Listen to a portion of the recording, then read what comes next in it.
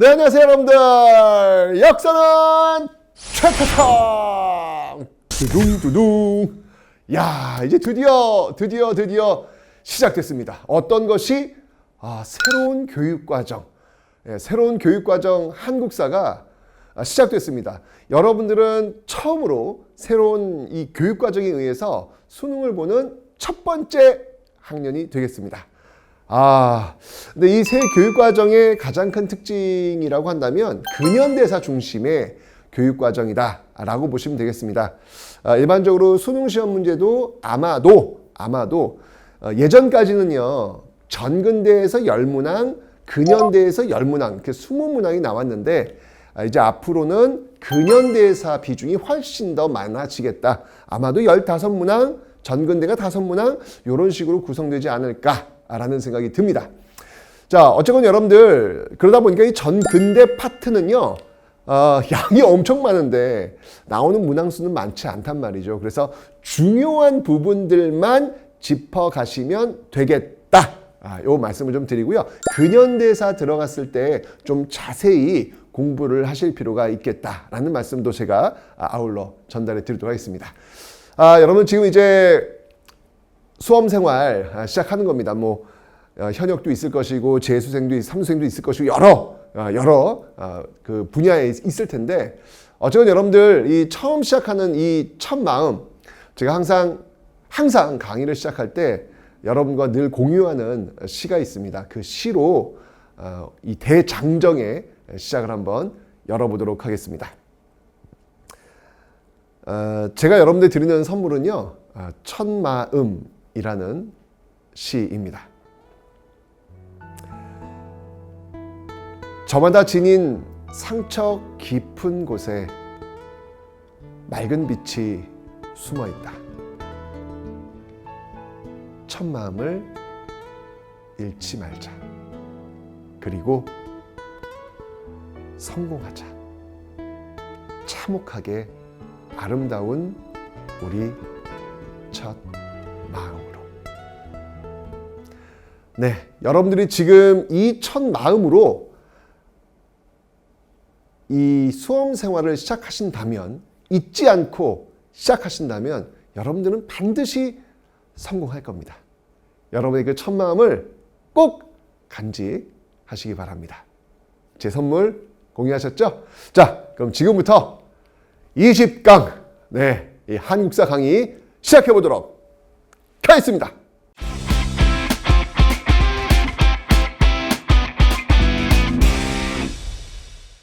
자, 먼저 여러분들 구석기 시대부터 한번 시작해 보도록 하겠습니다. 교재에 이렇게 잘라놓은 그 페이지가 있으니 판서 페이지가 있으니까요. 한번 보시면 되고요. 그 밑에 써 가시면서 따라오시면 되겠습니다. 여러분들 이 인터넷 강의를 공부할 때는요, 굉장히 이 강의 자체가 수동적 강의예요. 그래서 여러분들 스스로 능동적 형태가 돼 계셔야 합니다. 저 뚫어지게 보셔야 되고요. 그리고 쓰셔야 되고요. 저 밑에 빈 여백 페이지 있죠? 쓰셔야 돼요. 거기 깜지처럼 예쁘게 쓸 필요 없어요. 깜지처럼 쓰시면 돼요. 쓰셔야 되고요. 그리고 잘 들으셔야 되고요. 그리고 제가 물어볼 때마다 이야기하셔야 되고요. 자꾸 중얼중얼 거리셔야 합니다. 심지어는 여기 있는 선생님, 이 랜선을 탄 이 선생님의 향기도 느끼셔야 돼요. 저는 어떤 향수를 뿌렸을까요? 느끼셔야 합니다. 그 정도로 집중하셔가지고 정말 오감을 다 동원하셔가지고 이 강의를 들으셔야 된다라는 말씀을 제가 다시 한번 강조합니다. 그래야 여러분의 첫 마음은 계속 갈 수 있어요. 아셨죠, 여러분들? 네. 자, 어쨌건 간에 이 강의를 들을 때는요, 왕창 들으세요. 왕창. 하나 강의 끝나고 뒤에 별 채우기, 그 다음에 또 2강 들어가고 별 채우기. 그 별 채우기 할 때는 1강과 2강 별 채우기. 그 다음에 3강 들었어. 그 다음에 1강, 2강, 3강 별 채우기. 그 다음에 4강. 5강 들어간다. 그러면 1강, 2강, 3강, 4강 별 채우기 5강. 자, 요런 식으로 꾹쭉 좀 빠르게 하루에 한 10강씩 들어도 돼요. 이거 이틀 만에 강의 그냥 완강해도 됩니다. 그냥 몰아서 빠르게 한 다음에 복습을 별 채우기를 통해서 가시면 되겠습니다. 아셨죠? 공부 방법도 알려드린 거예요. 그렇게 해서 끝내도록 하겠습니다. 자, 그럼 지금부터 시작을 할 텐데, 자, 구석기 시작부터 들어갈게요. 이게 여러분들 앞에 전근대 파트를 너무 자세하게 할 필요 없어요. 앞에 전근대 파트는 어렵게 문제를 낼 수가 없어. 왜? 양이 너무 많아. 너무 많다 보니까 중요한 것 이외에는 낼 수가 없어요. 그러니까 너무 전근대 파트에 여러분들의 힘을 쏟지는 마시라 라는 말씀을 제가 드립니다. 아셨죠? 자, 구석기 시대 갑니다. 이 구석기나 뭐 신석기나 청동기 시대의 문제가 나올 때는 그냥 사진 주고 이게 어느 시대인지를 알면 돼요. 뭐 예를 들면 구석기야, 이제 뗀석기 사진 나올 거야. 그러면 아, 이거 구석기네. 그러면 요 사진 보고 이 당시 생활로 옳은 것은 뭐 이동생활, 동굴이나 막집에서 살았다. 요렇게 답이 나올 가능성이 제일 높아요. 그러니까 그렇게 이미지로 여러분들이 공부를 하시면 된다라는 겁니다. 자, 구석기 시대는요, 무리지어 다녔고요. 주로 사냥과 채집을 하는 모습이었다라는 거 가두시면 되겠습니다. 핵심은 뭐냐면 바로 이거죠. 이동 생활을 했다. 왜? 먹을 게 없으면 다른 데로 가야지 뭐. 그죠? 그래서 동굴이나 막집에서 생활하면서 이동 생활을 했다. 이것만 좀 기억하시면 되겠습니다. 그 과정 속에서 사용했던 도구는 바로 이 떼어낸 석기를 사용했다. 그 대표적인 뗀석기가 바로 이 주먹도끼다라고 하는 거. 이 주먹도끼다라고 하는 것을 반드시 기억하시면 되겠습니다. 아마 시험 문제에 가장 많이 나온 사진은 바로 이 주먹도끼일 겁니다. 주먹도끼가 가장 시험에 많이 나오니까 요거는 사진을 통해서 확인만 하시면 됩니다. 아하, 이건 구석기 시대구나 라고 해서 가시면 됩니다. 끝! 네, 구석기 시대는 이걸로 끝이에요. 이렇게 공부하시면 되는 거예요. 됐죠, 여러분들? 좋습니다. 자, 다음 신석기 시대 한번 넘어가 보도록 하겠습니다.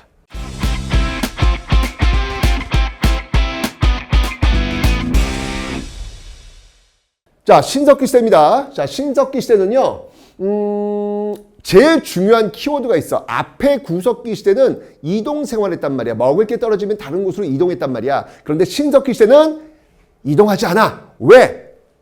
농사를 짓거든, 농사. 이게 핵심이야. 농경의 시작. 요게 핵심입니다. 요게 핵심입니다. 농경의 시작. 요게 신석기 시대를 규정하는 핵심적 키워드고, 이게 시험 문제에 가장 많이 나오는 키워드라고 여러분들이 기억하시면 되겠습니다. 농경의 시작. 뭐 그래서 신석기 혁명이다. 뭐 이런 이야기도 합니다. 자, 그런데 자, 농사 지었다. 뭐 밭농사 위주였다는 거 그냥 알고 계시면 돼요. 뭐 나중에 이제 청동기 시대 가면 농사가 이제 뭐 벼농사도 하고 좀 더 발달되는 모습 보일 텐데 일단 밭농사 위주로 왜냐면 씨만 뿌리면 되니까 이런 모습을 갖다는 거 보시면 되겠습니다.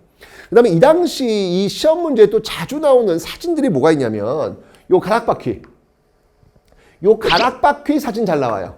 예, 그냥 가운데 구멍 하나 뚫려 있는 거야. 예, 실을 이렇게 감아주는 어떤 그런 중심을 잡아주는 어떤 그런 역할을 하는 게 바로 가락바퀴라는 거. 사진만 보고 아 이거 뭐 실을 좀 이렇게 뽑아내가지고 뭐 옷감을 만들 때 쓰는 어떤 그런 도구들 중에 하나야. 뭐 이렇게 보시면 되겠죠. 그래서 이건 신석기 시대부터 시작되었어라고 하는 느낌이 오시면 되는 겁니다. 아셨죠? 가락바퀴. 근데 뼈바늘 뭐 실 나오면 그 실 갖고 이제 뭐 이렇게 꼬매기도 하고 이제 그럴 거 아니에요. 그물도 만들고 그런 뼈바늘이 있다는 거 그 정도만 아시면 되겠습니다. 자, 중요한 건 뭐냐면 농사를 지으니까 이동 생활할 필요가 없다는 이야기예요. 정착 생활을 시작하였다. 자, 그러면 집이 필요할 거 아니야. 정착 생활, 그러니까 집, 움집이라는 곳이 있었겠죠. 이 움집의 위치가 어디냐면요. 이렇게 강물이 흘러. 강물이 흐르면 두릉두릉 이렇게 한 반지하 정도로 땅을 판 다음에 여기 원형이에요. 위에서 보면 원형입니다. 가운데는 화덕, 불을 피우는 곳이죠. 이렇게 놓는 어떤 모습들이 보이고 있더라. 이런 움집. 왜? 바로 농사를 지으니까 바로 이런 움집이 필요했겠죠. 움집에서 생활하는 어떤 그런 모습들이 있었다. 요 움집 형태는 이러한 모습이었다라는 거 받으시면 되겠습니다. 왜? 다시 한번 강조합니다. 농사를 짓기 시작했기 때문에 나오는 형태다. 구석기 시대는 왜 이동 생활을 했을까? 농사를 짓지 않으니까. 예. 음식이 떨어지면, 먹을 게 떨어지면 다른 곳으로 이동해야 되니까 그렇게 나오는 모습에 다 봐주시면 되겠습니다. 자, 신석기 시대는요, 구석기 시대 뗀석기가 있다면, 주먹도끼가 있다면, 신석기 시대는요, 바로 간석기, 뭐 갈돌. 이제 좀 더 기술이 발달한 거야. 갈아가지고 쓰는 갈돌과 갈판, 간석기를 활용했다는 거 봐주시면 되고요. 그 다음에 정착 생활을 했으니까, 농사를 짓기 시작했으니까, 뭐 씨앗을 담을 수 있는 무언가가 필요했을 것이고, 음식을 담을 수 있는 무언가가 필요했을 거 아닙니까? 그죠? 그래서 이 당시부터 이제 그릇 같이 나오는데, 대표적인 신석기 토기가 바로 이 빗살무늬 토기더라라는 거. 와우! 아까 제가 구석기 시대 제일 많이 나오는 그림 하면 사진 하면 주먹도끼라고 했죠. 신석기 시대 가장 많이 나오는 사진 하면 역시 바로 이 빗살무늬 토기가 가장 시험에 많이 나온다. 가장 시험에 많이 나온다. 이 빗살무늬 토기. 이것만 보면 이게 바로 신석기 시대의 토기야. 신석기 시대 왔으니까 토기를 만들었는데 이 사람들 좀 아트적인 어떤 예술적인 감각이 있나 봐. 빗살로 쭉쭉쭉쭉 만들었네. 와우, 대단하다. 이런 빗살무늬 토기가 신석기 시대부터 만들어졌다라고 하는 것을 기억해 놓으시면 되겠습니다. 됐죠? 뭐 그래가지고 이 당시부터 농사를 지어야 되니까 하늘의 어떤 변화나 어떤 이런 것들에 대해서 굉장히 민감하고 예민해질 거 아니에요. 그러면서 이제 신을 믿는 거지. 농사를 잘 짓게 해주세요. 농사 잘 짓게 해주세요. 하느님 농사 잘 짓게 해주세요. 뭐 이렇게 하늘한테 뭐 믿는 어떤 그런 모습들. 그래서 뭐 애니미즘, 태양을 믿는 애니미즘이 있고요. 뭐 짐승을 믿는 토테미즘이라든지 샤머니즘 이런 것들을 이제부터 어떤 종교적인 어떤 그런 어떤 기능, 종교적인 어떤 생각 이런 것들을 이때부터 이제 하게 되었다. 이게 바로 정착생활, 농사를 짓게 되면서부터 나타나는 이런 현상들. 농사를 짓게 되니까 정착생활하니까 집도 필요했고 움집이 나온 것이고, 정착생활 농사를 짓다 보니까 뭔가 담을 게 필요하고 그릇도 나오는 것이고, 빗살무늬 토기, 그리고 이런 생각들도 뭔가 어떤 태양을 믿는 애니미즘 이런 게 나오게 되는 모습들. 이 모든 게 다 모두 농사를 짓기 시작하면서부터 나오게 되는 것이다 라고 하는 것을 꼭 기억해 놓으시면 되겠습니다. 신석시대의 핵심은 농경의 시작이라고 하는 것, 요걸 놓치지 않으세요. 자, 좋습니다. 자, 이렇게 해서 신석시대 공부를 한번 해봤고요. 자, 요 정도면 됐어. 자, 다음!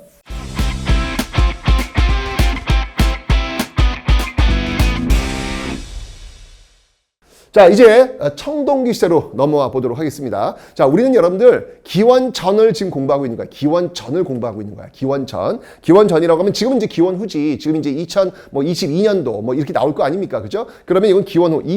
기원 1년부터 지금 2022년 흐른 거야. 근데 우리가 지금 공부하는 시대는 그 기원 전이야. 전. 뭐 70만 년 전부터 출발해가지고 쭉쭉쭉 오고 있는 겁니다. 그래서 구석기 같고요. 신석기 같고요. 그 다음에 이제 청동기 시대로 한번 넘어와 보도록 하겠습니다. 자, 이 청동기 시대의 특징이 뭐냐? 뭐 이제 농경의 기술이 좀 발달하니까 이제 벼농사 뭐 이런 것들을 지었다라는 게 있었겠죠. 근데 이 당시가 되면 농경의 기술이 좀 발달하니까 이념물이 뭐냐면 남는 거야. 기술이 발달하니까 쌀 재배 뭐 이런 것들이 잘 되는 것이죠. 뭐 팥 농사 잘 되는 거예요. 그러니까 농사를 짓고 좀 남는 게 생겼네. 이 남는 거를 누가 더 많이 가져갈 것이냐라고 싸워.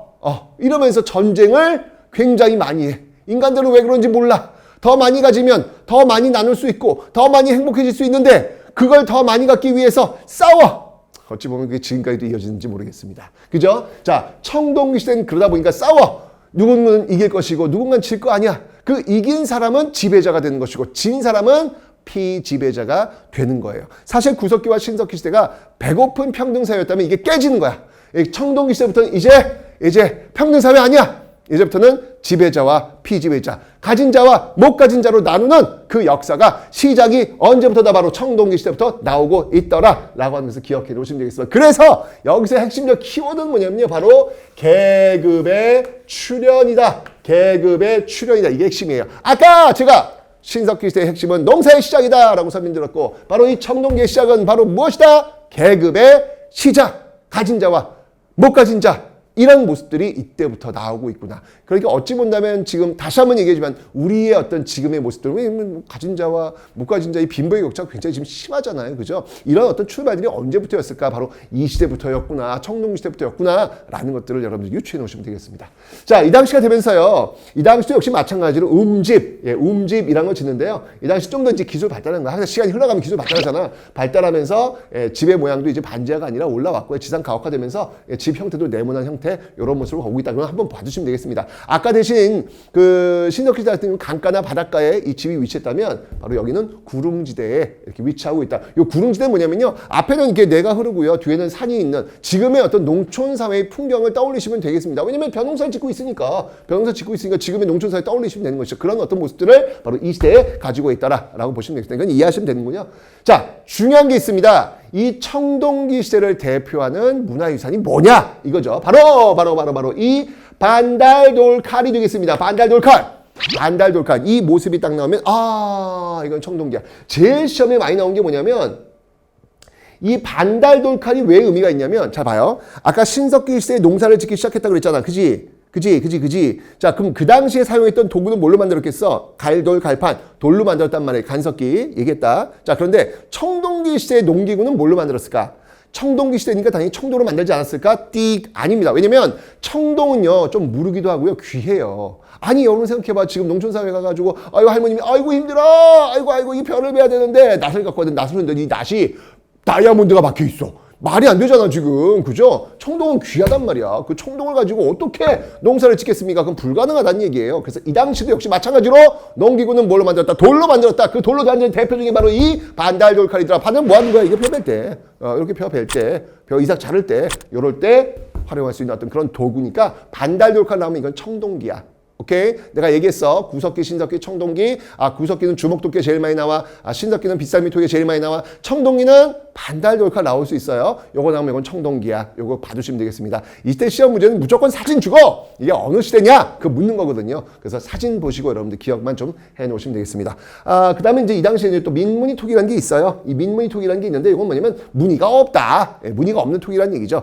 민자라는 얘기죠. 민자라는 얘기죠. 자, 무늬가 없는 토기인데 아까 제가 신석기는 어떤 토기라고 그랬죠? 무늬 있잖아. 빗살.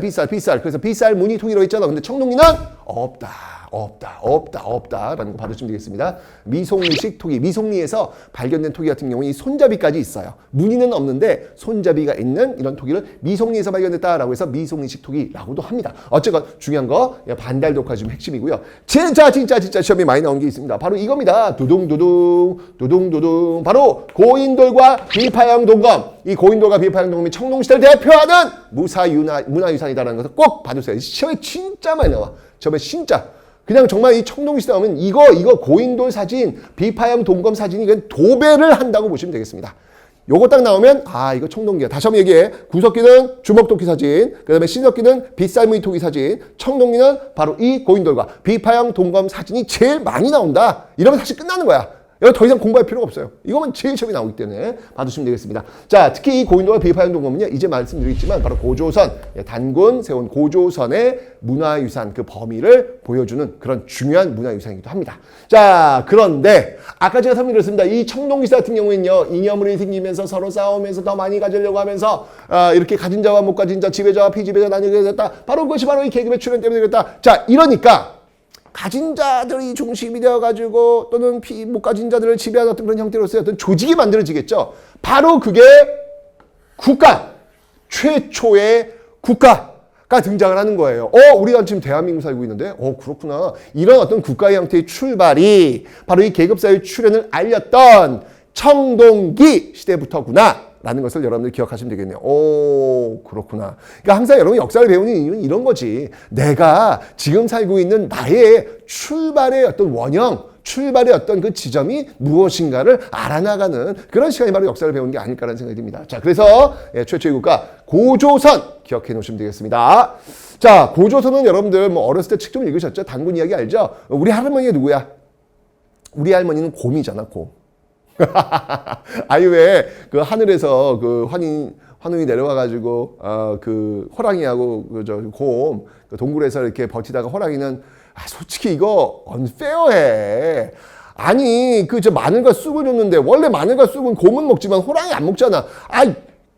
공정해야지. 공정한 싸움이 아니야 이거는. 결국 호랑이는 뱉기 늘잖아요. 안 됐어 난 호랑이 보면서. 결국 곰은 이거 웬 나이스 해가지고 곰은 그거 먹으면 버티잖아요. 결국 그 곰과 환웅이 결혼을 해가지고 아이를 낳으니 그 아이가 바로 단군이었고 그 단군이 세운 나라가 바로 고조선이다라는 얘기 있지 않습니까? 그죠? 자, 어쨌건 그 내용을 보면은 거기에 뭐 풍백, 우사, 운사, 풍백, 바람풍, 구름, 운자, 뭐 비우자 다 농사에 필요한 거잖아요. 그런 어떤 신들을 데리고 내려왔다. 이 당시도 역시 농경이 있었구나. 이건 뭐 알 수 있죠. 그건 뭐 이해하면 되는 것이고요. 그리고 계급의 출현. 그들이 이제 인간 세상을 지배하는 거니까 봐두시면 되겠습니다. 근데 제일 중요한 건 난 진짜 이건 꼭 기억했으면 좋겠어. 고조선. 우리나라 최초의 국가가 고조선이야. 자, 고조선의 건국 이념이 뭐야? 이게 바로 홍익인간 아니야? 홍익인간. 이 뜻이 뭐야? 널리 인간을 이롭게 하라. 여기다 좀 의미를 좀 부여해보자고. 역사를 배우는 이유는 내가 그냥 역사 사실을 외운 게 아니라 거기에 나의 삶을 적용할 수 있는지 없는지가 중요하단 말이지. 자, 봐봐. 우리나라 최초의 국가가 단군조선이야. 그 나라를 세운 이유가 뭐야? 널리 인간을 이롭게 하기 위해 세운 거야. 야, 우리나라 역사의 출발은 말이야. 정말 강력한 무기를 가지고 누군가를 제압하기 위해 세운 나라 아니야. 어마어마한 그 부를 가지고 그냥 쟁취하기 위해 세운 나라 아니야. 우리나라의 역사의 출발은 누군가에게 도움을 주기 위해서 세운 나라예요. 와우. 우리 그런 나라에서 살고 있는 거야. 우리의 역사는 거기서 출발하는 거야. 그럼 여러분들도 한번 고민해 봐야지. 우리 역사의 출발이 누군가에게 도움을 주기 위해서 세운 나라에 살고 있는 나예요. 그럼 나 역시 누군가에게 어떤 도움을 줄 수 있기 위해서 고민하고 살아야 될지를 한번 고민해 봤으면 좋겠다.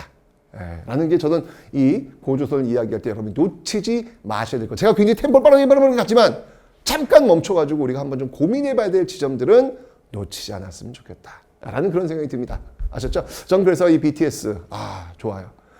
정말 이거 백범 김구 선생이 어떤 나라에 살고 싶으냐라고 물었을 때 문화 강국론을 이야기합니다. 정말 이 문화로서 많은 사람들이 행복하게 해줄 수 있는 어떤 그런 나라를 만들고 싶다. 저는 이게 바로 단군 조선, 고조선의 홍익인간의 그 맥을 잇는 이야기다. 백범 김구 선생이 그렇게 이야기했고 그것을 지금 실천하고 있는 게 저는 뭐 BTS의 어떤 그 모습이라든지 뭐 오징어 게임이라든지 이런 어떤 문화로서의 문화 컨텐츠로서 이 세상에 이 지구의 상에 많은 사람들에게 웃음과 울음과 행복을 주는 그런 일들을 지금 우리가 하고 있다. 우린 그런 나라다. 어우 차고는 이 국뽕 좋잖아요. 네, 그런 모습을 한번 봤습니다. 이 당시에는요, 단군 왕검이 있었어요. 단군이라고 하는 것은 제사를 주관하는 인물, 왕검이요, 왕은 정치를 주관하는 인물. 그러니까 이건 뭐예요? 제사와 제사. 한 사람이 제사도 주관하고 정치도 주관하는 재정일치사회였구나. 청동기 시대만 해도 재정일치사회였구나라는 걸 알 수 있어요. 이걸 왜 얘기하냐면 나중에 좀 더 시간이 지나가면요. 재정분리사회가 돼. 지금도 마찬가지잖아요. 지금도 대통령이 종교까지 주관합니까? 아니잖아요. 추기경 따로, 사찰 따로, 그 다음에 이제 대통령 따로잖아요. 따로 재정분리잖아요. 그런 모습들이 이제 나올 거예요.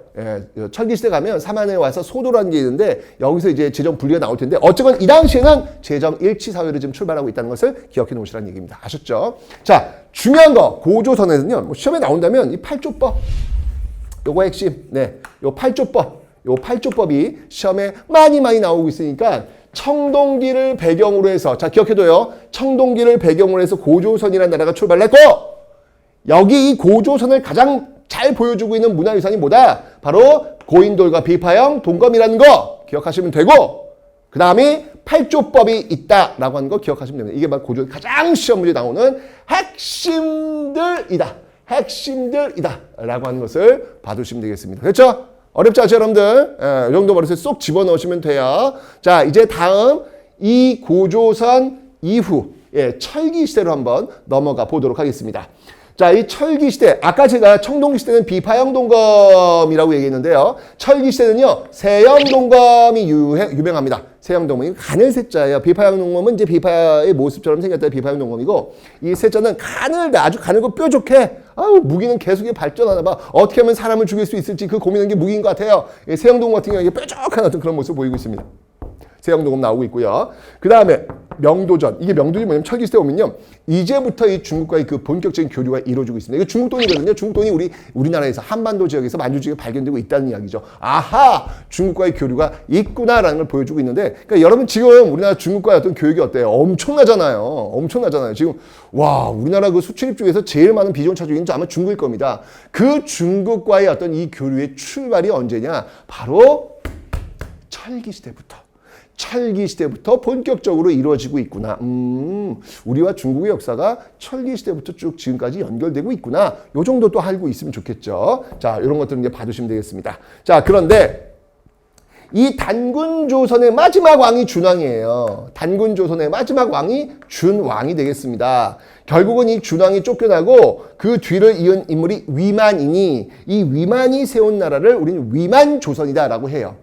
그러니까 요게 단군조선, 청동기를 배경으로 하고 있는 나라가 단군조선, 철기를 배경으로 하고 있는 나라가 위만조선 이렇게 보시면 되겠습니다. 자, 우리는 이제 구석기, 신석기, 청동기, 철기를 공부하는데 청동기를 배경으로 한 나라 단군조선, 철기를 배경으로 하고 있는 나라 위만조선 이렇게 나오고 있습니다. 물론 단군조선과 위만조선 모두 우리는 고조선이라고 부르는데 이거 좀 구분해서 청동기 배경의 단군조선, 철기 배경의 위만조선 이렇게 나누는 모습을 보시면 되겠습니다. 그래서 위만조선은요 본격적인 철기를 수용하는 그런 모습 보이고 있고요. 중개무역, 그러니까 중개무역. 자, 잠깐만 빠볼까요? 지도가 이렇게 있어.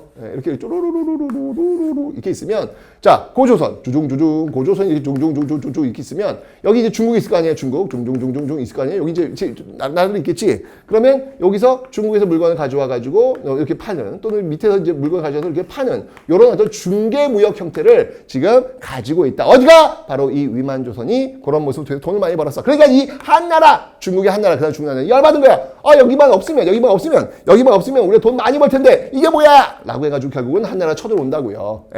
결국은 그것 때문에 왕검성이 함락되고 결국 무너지면서 한군현이 설치가 되었다. 자, 문제는 뭐냐면 바로 이렇게 한군현이 설치된 이런 지역에 또 새롭게 여러 나라들이 성장하면서 이제 또 우리의 역사를 만들어 갈 것이다. 정리하시면 돼요. 구석기, 주먹도끼, 신석기, 빗살무늬 토기, 그리고 웅집, 강가나 바닷가, 청동기는 최초의 국가 고조선, 그리고 비파양 동검과 고인돌. 그런데 그 나라가 이제 위만조선, 철기를 배경으로 한 위만조선이 왔고 그 위만조선이 한 나라에 의해서 결국 멸망당하는 모습들, 거기에 이제 여러 나라들이 이제 철기시대 이후에 등장하게 될 거야 라고 하는 그림. 그려집니까? 네, 더 이상 쉽게 설명할 수 없어요.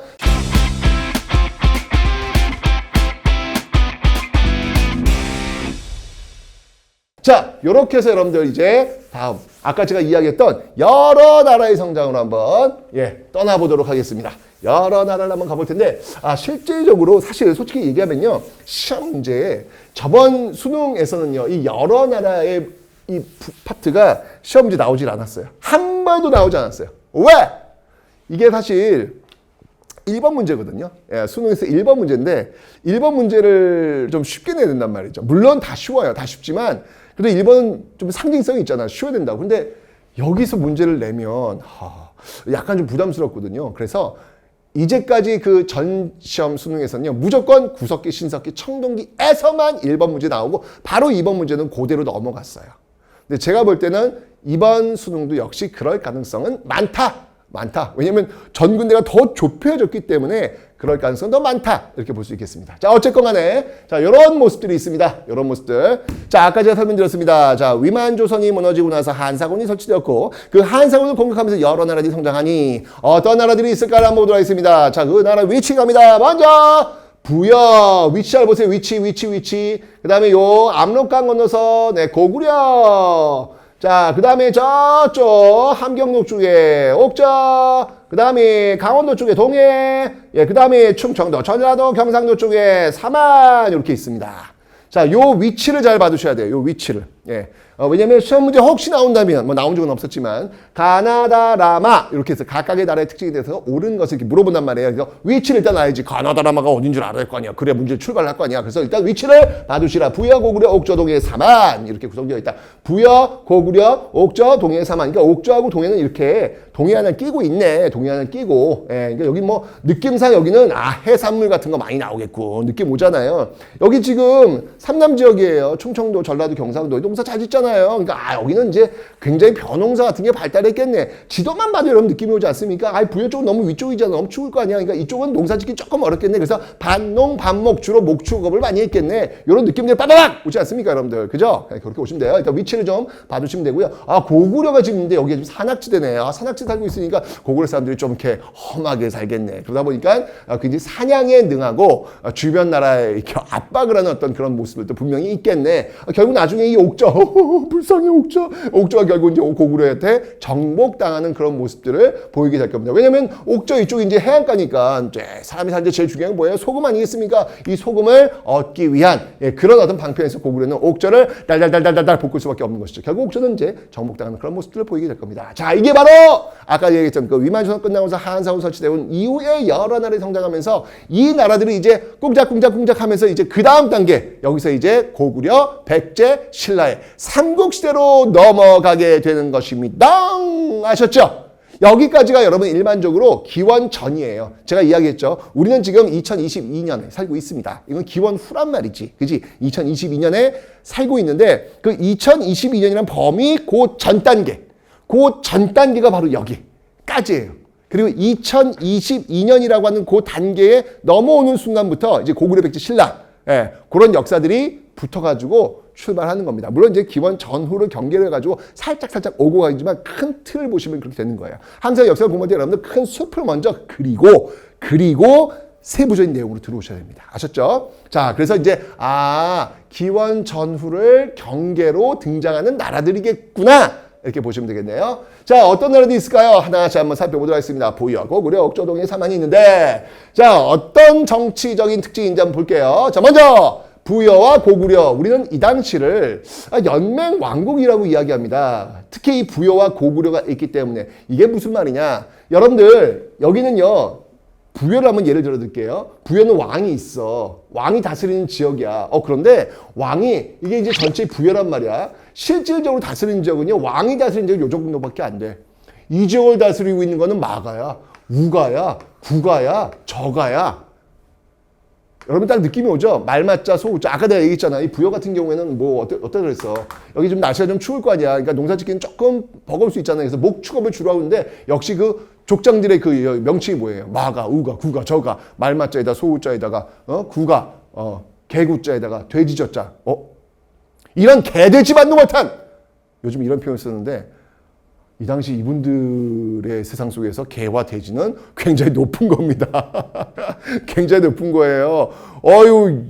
함부로 저 개돼지들이 이게 열받아요. 굉장히 이게 높은 겁니다. 높은 거. 목축업에서는요. 그죠? 자, 어쨌건 이 부여의 어떤 모습들이 있는데 이러다 보니까 왕권이 강할까 약할까? 약하죠. 그러니까 왕은 어떤 상징적인 존재로 자리 잡고 있더라. 그래서 연맹한 형태, 이렇게 연맹한 형태, 연맹 왕국의 형태를 이루고 있다를 보시면 돼요. 이걸 왜 말씀드리냐면 이 다음 단계가 연맹 왕국 다음 단계가 바로 고대 국가란 말이에요. 고대 국가의 특징, 고대 국가라고 하면은 바로 고구려, 백제, 신라, 삼국시대를 이야기하는데 이 고구려, 백제, 신라, 삼국시대의 특징이 뭐냐면 바로 왕권의 강화. 그 전 단계는 연맹 왕국에서 왕권이 약하다고 했잖아요. 근데 요 다음 단계 고대 국가로 넘어가면 왕권이 강화되는 그런 모습들을 보이게 될 겁니다. 아셨죠? 자, 어쨌건 이런 연맹 왕국 형태. 그래서 이걸 뭐라고 하냐면 넉사자, 왕을 중심으로 동서남북 이렇게 흘러간다 해서 넉사자를 써서 사출도, 넉사자 네 방향으로 나가서 네 방향을 다스리고 있는 어떤 지역들에서 사출도. 요게 이제 이 부여의 특징이라고 이제 이야기하는 겁니다. 아셨죠? 그래서 마가, 우가, 구가, 저가와 왕이 함께 다스리는 연맹 왕국의 형태를 가지고 있더라라는 걸 봐주시면 되겠네요. 자, 고구려가요. 여러분들 이게 부여를 세운 사람이 금와, 이게 시험에 한번 나왔다. 한국사 능력 검증이 나왔는데 그때 이제 금와 이 금개구리, 금개구리, 이 금개구리 신화 이야기가 있거든요. 야, 저기 뭐냐. 금개구리는 누구냐? 막 해가지고 이게 부여를 연결을 못 해가지고 그 당시 수험생이 아주 당황했던 적이 있는데 어쨌건 이 고구려를 세운 사람 누군지 알지? 이거 주몽 아니야? 고주몽 아니야? 고주몽. 그지? 이 고주몽이 어디 사람이야? 부여 사람 아니야? 부여에서 넘어온 사람 아니야? 그래서 부여와 고구려의 어떤 지배층들의 계통이 굉장히 유사해요. 그래서 부여하고 고구려는요 상당히 비슷한 어떤 모습들을 가지고 있는데 그 예가 뭐냐면 봐요. 여기도 지금 마가, 우가, 구가, 저가 뭐 이런 사출도가 있다고 그랬는데 이 고구려도 역시 마찬가지로 여러 제자 가. 여기도 지금 가가 있잖아요. 가. 그죠? 여러 가들이 모여서 국가의 중요한 일들을 결정하고 있다. 그래서 제가회의라고 이야기합니다. 뭐 백제 같은 경우에는 정사함이 있고요. 신라는 화백회의라는 게 있는데 이런 것들이 이제 고대 국가로 이제 연결되는 그런 모습들을 보이게 될 겁니다. 됐죠? 어쨌건 이런 어떤 고구려와 백제, 고구려와 부여의 어떤 그 유사 관계가 있음을 여러분들 봐주시면 되겠습니다. 왜? 부여에서 넘어와서 고구려를 세운 사람이 바로 고주몽이기 때문에 그렇습니다. 됐죠? 그래서 이제 이 부여하고 고구려는 왕이 있단 말이에요. 왕이 있는데 옥조하고 동해사만은요 왕이 없어요. 옥조 동해사만은 왕이 없어요. 여기는 아까 그 마가, 우가, 구가, 저가 요 단계만 지금 이제 존재하고 있는 겁니다. 아직까지 왕이 없어요. 그래서 여기 여기 이제 족장들을 군장들을 뭐라고 부르냐면 읍군 삼로. 옥조하고 동해 같은 경우에는 읍군 삼로 이런 군장들이 다스리고 있다. 이 정도만 맞추면 되고요. 사만 같은 경우에는 사만의 군장은 신지와 읍차들이 다스리고 있다라는 거. 그냥 한번 읽어봐 주시는 정도. 너무 외우려고 하지 마세요. 스트레스 받지 마. 그냥 읽어보는 정도면 됩니다. 받으시면 되는데, 특히 제가 아까 말씀드렸죠. 단군조선의 특징이 뭐다? 단군과 왕검, 재정, 어떻게? 일치야, 분리야? 일치였습니다. 야, 여러분들, 왜 얘기 안 해? 내가 얘기하면 이렇게 멈블링 이야기하라고 그랬잖아요. 모든 오감을 다 동원하라고 그랬잖아. 얘기해야지. 자, 그래서 단군 조선 같은 경우에는 단군 왕검이란 말이에요. 재정이 일치되어 있단 말이야. 그런데 철기 시대에 와서 이제 소도라는 걸 통해 가지고 이 소도에는요, 정치적 지배자가 함부로 들어갈 수 없어요. 이 지역을 다스리는 사람은 천군이야. 그러니까 천군이니까 뭔가 하늘과 관련이 있겠구나. 이 사람이 제사를 담당하고 있다는 얘기죠. 그러니까 제사를 담당하는 사람과 그 다음에 정치라는 그 영역이 분리되어 있구나. 재정 분리구나라는 것을 알 수 있겠네요.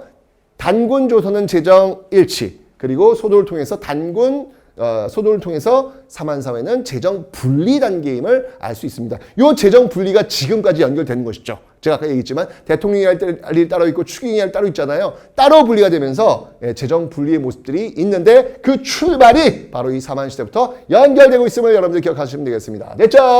자, 이제 진짜 시험에 많이 나온 거는요. 여러분들 사출도. 와우, 진짜 시험에 잘 나와요. 사출도 완전 시험에 잘 나와요. 완전 기억해 놓으시면 되고요. 나온다면 사출도 부여입니다. 기억해 두시면 되고요. 특히 이 제천행사가 정말 시험에 잘 나옵니다.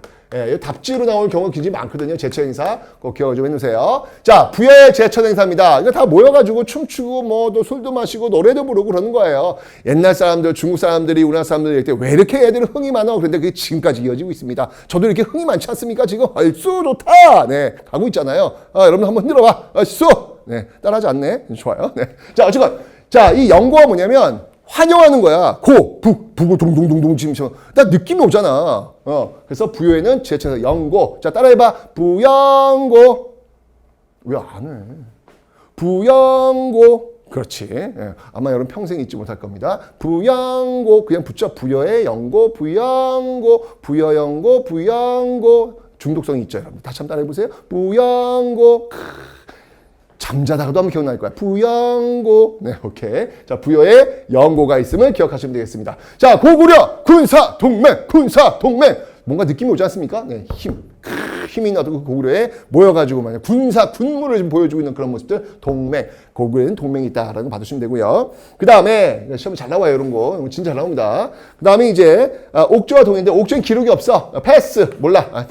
그 다음에 동해 같은 경우에는 무천입니다. 무당이 하늘한테 이렇게 막 춤을 추고 있는 어떤 그런 모습이 그려지죠. 모두가 다 모여가지고 춤추는 어떤 그런 모습을 기본 베이스로 좀 하고 단어들이야. 바로 무천, 동해의 무천이 있다라는 거. 그리고 사만은요, 계절제가 있습니다. 왜 우리나라 단오라든지 추석이라든지 그런 어떤 모습들이 이때부터 시작된 거예요. 계절마다 하고 있는 그런 제사 기억하시면 되는데, 시험에 정말 잘 나온 건 바로 연고, 동맹, 무천 요 세 개가. 특히 연고와 동맹은 정말 시험에 많이 나온다. 요거 받으시면 되겠습니다. 됐죠? 부연고, 군사, 동맹.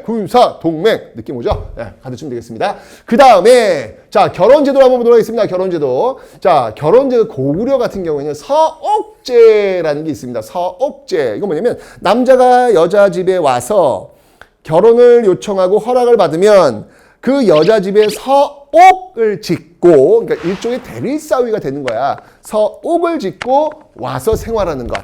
그 다음에 이제 아이가 크면 비로소 남자 집으로 가는 것. 이것을 우리는 서옥제다라고 이야기를 합니다. 고구려에 서옥제가 있었고요.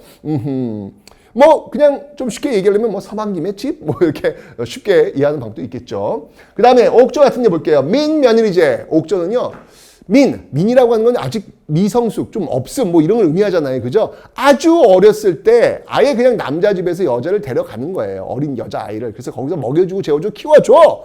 그런 다음에 다 컸어. 그럼 그때서야 비로소 결혼을 요청하는 그런 제도가 바로 민며느리제가 되겠습니다. 민며느리제. 그러니까 고구려의 서옥제 같은 경우에는 좀 이렇게 대릴사위제의 어떤 느낌이 좀 있고, 옥조 같은 경우는 민며느리제의 어떤 특징이 있는데, 이 모두들은 모두 다 당시 어떤 노동력이 중시되었기 때문에 보여주는 거예요. 그러니까 여성의 노동력도 중요한 거야. 그래서 그 여성의 노동력이 다른 집으로 가는 순간 이 기존에 있는 집의 노동력이 빠지게 되는 거잖아요. 그러니까 그에 대한 보상을 해줘야 될 거 아니에요. 그만큼 노동력이 중시된 어떤 그런 모습 속에서 나온 결혼 제도임을 여러분이 기억해 두시면 되겠습니다. 네, 조경만 한번 읽어보면 되고요. 그 다음에 이제 풍습은요, 뭐, 한 번 잘못하면, 12배 배상. 여러분들 기억납니까? 초등학교 때 38선 그어놓고 책상에서 요즘은 그런 거 없고요. 미안합니다. 옛날에는 저희 때는 그런 게 있었는데요. 그래서 딱 이렇게 샤프 넘어가면은 야 이거 내 거야! 이제 일책일법이지. 근데 이건 뭐냐면 샤프 하나 넘어면 샤프를 12개 줘야 되는 거야. 이게 바로 일책 12법 곱하기 12가 되는 겁니다. 이런 것들이 있었다. 뭐 이것도 제가 얘기했잖아요. 부여하고 고구려가 비슷한 어떤 모습들이 있다. 여기 사출도와 제가웨이가 있듯이 여기도 마찬가지로 일책 10법 비슷한 것들이 있다. 이 정도만 가두시면 되겠습니다. 그 다음에 옥조에서는요. 가족 공동묘가 있어요. 네, 내가 죽었어. 그럼 이제 뼈를 모아놔. 그 다음에 또 누가 죽었어. 그럼 뼈를 모아놔. 가족끼리 함께 뼈를 이렇게 모아두는 가족 공동묘가 또 옥조에도 있었다라는 거 봐주시면 되고요. 그 다음에 동해의 책화. 네, 요거 시험에 잘 나온다. 동해의 책화. 네, 동해의 책화. 요거 시험에 잘 나와. 가족 공동묘, 옥조의 가족 공동묘하고 동해의 책화. 요거 시험에 잘 나옵니다. 책화는 뭐냐면요. 어느 부족 사람이 다른 부족을 이제 침범한 거야. 침범한 거기에 대해서 혼내는 거야. 이 화를 체크하는 거야. 이러면 안 되지! 혼내는 거야. 거기에 대해서 지불하는 거예요. 거기에 대한 어떤 그 보상을 지불하는 제도가 바로 이 책화다라는 걸 봐주시면 되겠습니다. 됐죠? 자, 이 정도 받으면 되고요. 경제적인 연구, 아까 제가 했습니다. 고구려는요, 기본적으로 산악지대에 있었기 때문에 좀 이렇게 주변 지역들에서 필요한 것들을 이제 약탈해온 어떤 약탈 경제 같은 모습들이 있었겠다는 걸 봐주시면 되고요. 시험에 안 나와요. 자, 그 다음에 동해 같은 경우에는요, 이게 바닷가 아니야. 바닷가 쪽이니까 뭔가 이제 해산물 뭐 이런 것들이 많이 나오겠네요. 옥주도 마찬가지고요. 특히 동해 같은 경우에 단공, 박달나무, 이거 활. 이거 지금도 우리가 이게 활 잘 쏘잖아요. 이게 이제 이런 데서 나오는 거예요. 동해의 어떤 그 단공 있고요. 과하마는 뭐냐면 자, 과는 뭐냐면요. 과실과자예요. 과일 나무 밑을 지나갈 수 있는 말이에요. 이게 사과나무를 의미하는데 굉장히 작은 말, 그러니까 조랑말을 의미하는 것이죠. 이게 이제 또 이 강원도 쪽에 많이 있었나 봅니다. 자, 그다음에 만어피입니다. 만어피. 만어피 이제 바다 표범 같은. 옛날에 진짜 그 동해 쪽에는요 바다 표범이나 뭐 강치, 뭐 물범 뭐 이게 굉장히 많았다고 하더라고요. 그래서 그 가죽을 취해가지고 거기서 기름 이런 것들을 또 활용하는 그런 모습도 있었는데 동해의 특산물 이게 바닷가 쪽에 있으니까 이런 것들이 자연스럽게 나오면 되겠습니다. 그죠? 그리고 사만에서는 벼농사가 있었는데요. 특히 여러분들 여기 사만 중에서 여기 이 변환 있지 않습니까? 이 변환 같은 경우에는요. 철! 이 또 철을 또 많이 수출하는 그런 모습들. 여기 이제 김해. 지금의 김해 지역인데, 김해가 뭐야? 김자가 그게 철금자 아니겠습니까? 쇠금자 아니겠습니까? 지역명 자체가 이런 것들이 지금 나오고 있다는 얘기죠. 그래서 철을 굉장히 많이 나오고 수출하는 어떤 그런 곳이었다라는 걸 봐주시면 되겠습니다. 그래서 요 정도만 여러분이 한번 기억해 주시면 되는데요. 여기서 시험 문제 나오기 쉽지는 않을 거예요. 하여튼 요 정도 기억만 해주시면 되겠습니다. 부양고 중독성 있지. 그죠? 네. 오케이. 자. 이렇게 해서 여러분들 오늘 제가 여러 나라의 성장까지 지금 쭉 한번 달려봤습니다. 어떠셨습니까? 저와 함께 근무하니까 쭉쭉쭉쭉 머릿속에 들어오죠?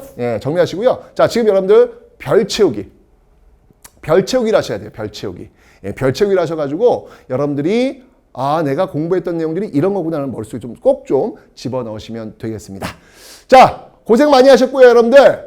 다음 2강, 이게 기본적으로 1강 딱 하고 나서는 또 이게 2강부터 또 진도가 안 나가더라고. 제가 얘기했어요, 여러분들. 지금의 이 첫마음 잃지 마십시오. 이 첫마음을 가지고 여러분들 쭉 완강, 빠른 속도로, 좀 빠르게, 좀 양을 많이 해서 빨리 완강하세요. 그 다음에 이 별책을 통해서 복습해 가시면서 감을 유지하면 됩니다.